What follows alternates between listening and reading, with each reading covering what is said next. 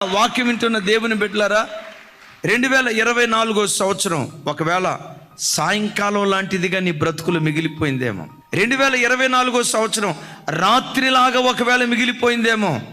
ఒకవేళ ఈ వాక్యం వింటున్న నీ బ్రతుకులు, అయ్యా ఏడ్పుతో నేను బ్రతుకుతున్నా, జీవితాంతం ఏడ్పే ఉంటుందా? జీవితాంతం దుఃఖమే ఉంటుందా?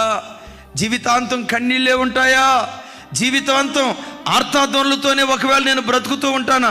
జీవితాంతం ఈ ఏడ్పే నా బ్రతుకులో మిగిలిపోతుందని ఒకవేళ గుండెల్లో కృంగుదలతో ఈరోజు ఈ ప్రార్థనకు వస్తే, నా ప్రభు అంటాడు, సాయంకాలము ఏడ్పు వచ్చి రాత్రి అంతా ఉండిన ఉదయమున తప్పకుండా నీకు సంతోషం కలగబోతుంది.